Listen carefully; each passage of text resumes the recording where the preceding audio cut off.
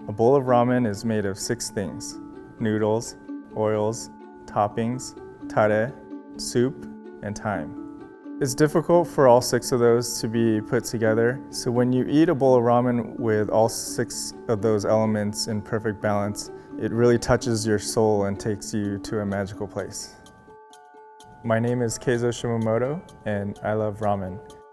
I've been making it for over 10 years, and I've probably eaten over 10,000 bowls in my life.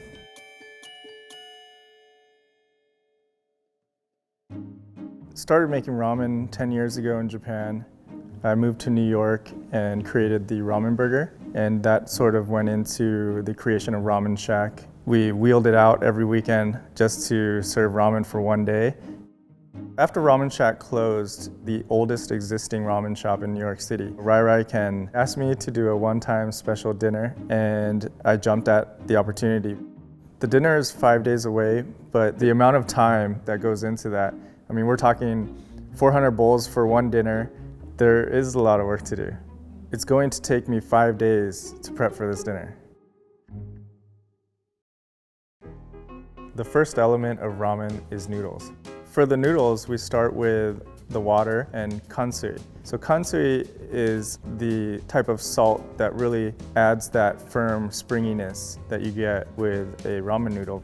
For my recipe of my noodles, I combine a blend of 3 or 4 different flours and put in a little egg powder and just put it in the mixer and just let it run. Ramen noodles have such a low percentage of water. A couple drops of water can change everything. Although the machine is mixing the flour, I'm still using all my senses to really check and see if it's forming. I'll touch it, I'll feel it, I'll squeeze it. Playing with the dough is almost like playing with wet sand at the beach. So we lift up the mixer and start putting it through the machine and make sheets. This process is pretty dangerous. You have these big rollers that are heavy. This is probably the most important part of having a machine do it rather than doing it by hand, because it allows you to make more portions faster and efficiently. So when we take the first sheet and we split it into 2 and then we put it through the machine again, that's the kneading process. I always watch and stare at all these rolls because it's kind of soothing. It's almost like my therapy. We let it rest for at least 30 minutes. After that, we stretch out the dough. We incrementally adjust the width of the roller to press it and thin it out. As the sheet gets rolled thinner, it passes through the cutter, which creates our ramen noodles. And as the noodle comes down, there's certain timing it gets cut, and you have to catch it, roll it, put it in the case, and then every so often you also have to weigh it because we want to have it a consistent portion. So it's a very rhythmic job. You can get ahead of yourself and start dropping noodles, so you really have to find that rhythm and just work to the beat.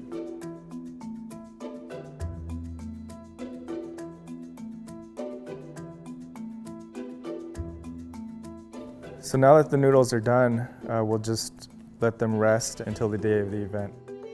In Japanese, there's a term called nekaseru, which means to sleep. So when the noodles sleep, then they just get better, just like humans. The second element of ramen is infused oils. For one of my ramen bowls, I will be making a niboshi infused oil. So niboshi is the dried sardine or dried anchovy. I would take off the heads. The guts will get thrown out. The body will go into my dashi, and the heads will be used in my niboshi oil. So we gotta bring the oil up, put the scallions in first. The scallions have water in them, so it really kind of makes this explosion. So it's very dangerous and you gotta be careful. Then we add the niboshi heads and we wait until it gets a brownish coloring. There is definitely a certain point. If you start to smell it, you start to see the change, that's when you know it's done. The third element of ramen is toppings. I'm actually going to be serving 8 different bowls of ramen, so there's a lot of different toppings that go into these. The chashu is definitely probably the most common topping in ramen. I think I'm making about 100 pounds of chashu just for this event. So the pork belly comes in a slab. Each fourth will get rolled and used. With any type of raw meat, you have your warm hands touching it and there's possibility of it spoiling. So it's best to go as fast as you can. I'm 4 times as fast as I used to be when I started.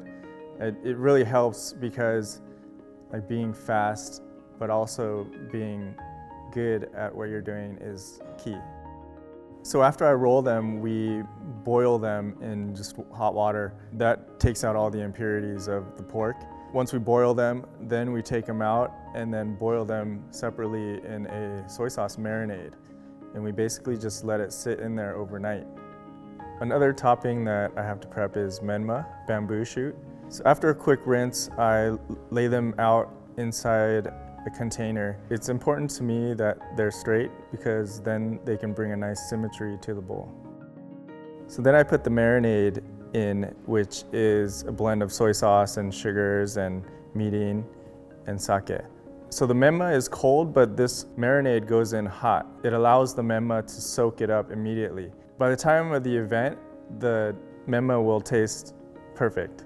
By the time the day is over, I've made all the noodles for 400 servings, about 100 pounds of pork belly, and it's still only just half the toppings, so I still have a lot of work to do tomorrow.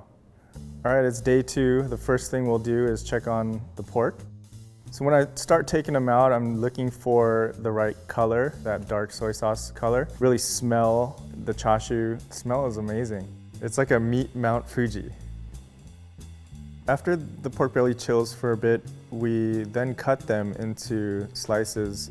So when I cut it and it's got that perfectly round spiral shape and you get a little bit of a pinkish color, that's really what I'm looking for. So at the event, I'm gonna torch it, but for right now, I'll set them aside in the fridge. Now I'm gonna start working on my eggs. So poking a hole in the egg also will release any trapped air inside. So that air being released will make the egg become more perfect egg shape. Once the water comes to a boil, I'll insert all the eggs and I end up stirring it for the first minute or so because it lets the trapped air come out from the egg and also it will center the yolk. At the 7-minute mark, we shock them in ice water and this allows the cooking process to stop. I want to go as fast as possible, but at the same time, I don't want to break the eggs. After I peel all the eggs, they go into another marinade of soy sauce and sugar and mirin. Then they'll sit for a few days up until the day of the event. So the last topping that I'll make today is the spinach. So it's important to wring out all the water because when I put the spinach onto my bowl of ramen, I want the spinach to absorb the flavor of the soup rather than the reverse. Like if you go too fast, then you might damage the spinach.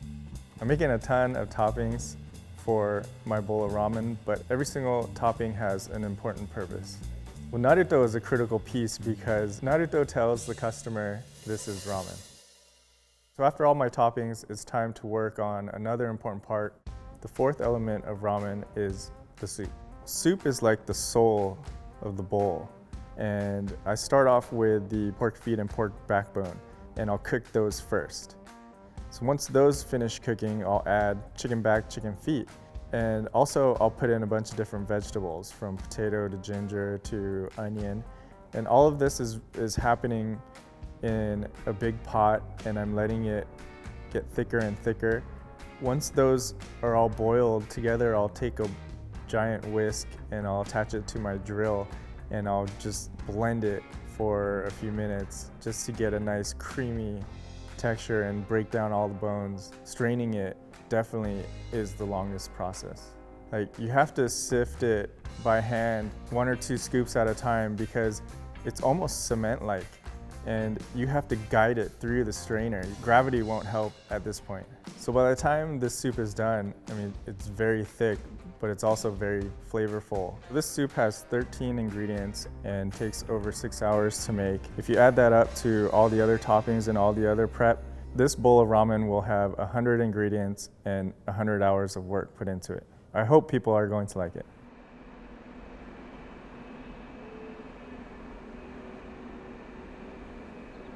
Today's the big day, and I've definitely been looking forward to this day.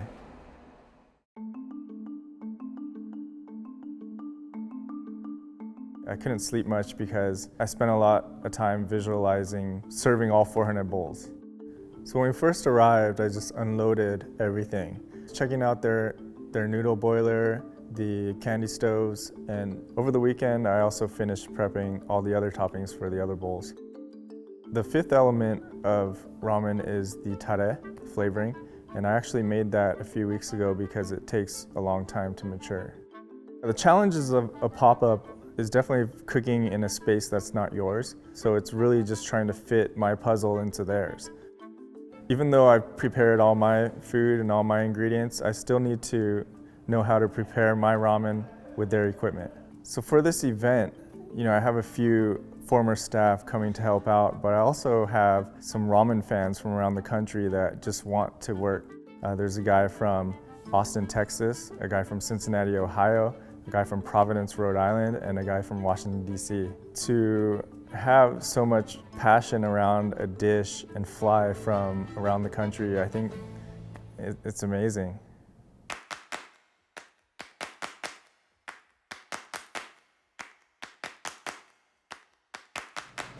All right guys, November 12th. It's been 7.5 months since Ramen Shack closed.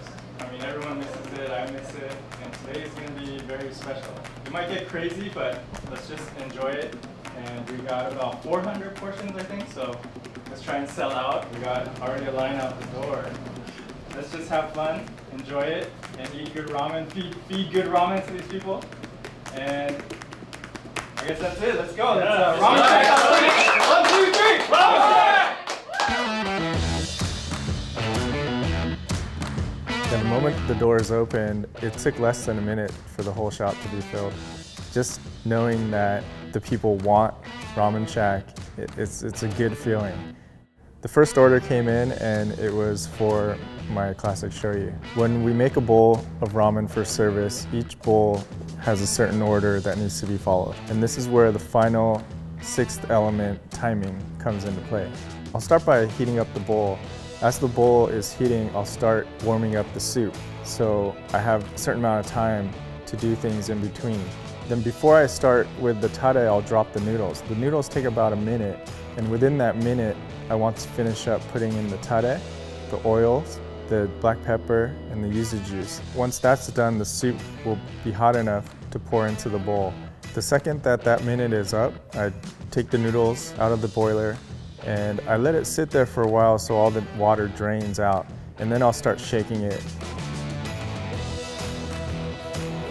If that water is left in the noodle and you put it into your soup, it'll dilute the flavor, so you don't want that. Starting now, we have 1 minute to get this bowl in front of the customer, and you need to fold the noodle to give it a plating surface. Otherwise, the toppings could sink in and you might not see them. We place the chashu, mema, and spinach, then the naruto, and the nori, and the egg.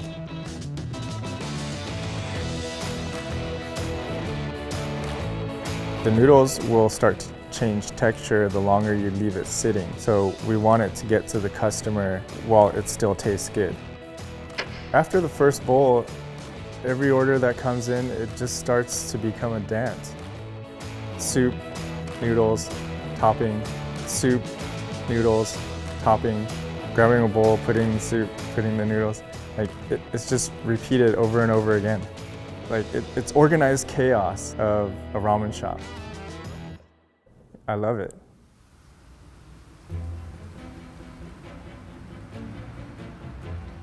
One of the bowls I'm serving is a different variation of ramen called tsukemen. It's a thicker noodle that cooks for 7 minutes, and then it gets rinsed and shocked in cold water, then plated separately from the ganja broth. And the ganja broth is a whole different story. The noodles and the broth are separate, and the noodles are actually cold, and you dip them in a hot soup. 4 hours in was still pretty intense. The crowd was getting bigger. It's below freezing outside. The wait was 3 or 4 hours to get a bowl. Crazy. Even though you're tired, you're hungry, you're thirsty, you want to use the bathroom, but seeing all these familiar faces and people enjoying having Ramen Shack back for one night, that's what keeps you going. Each bowl has its own personality. I'm sort of giving birth to that bowl and letting it become one with the customer. As the bowl starts to assemble itself piece by piece, it comes alive.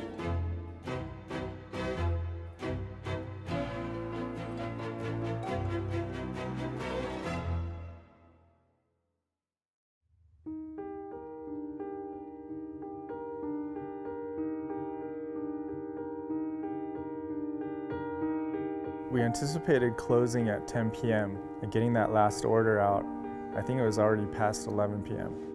For the first time in 8 hours, I could finally take a rest. My team was very hungry. They couldn't eat because we were busy, and I was able to cook a bowl for each member of my team. To see their faces after working so hard, that was pretty special.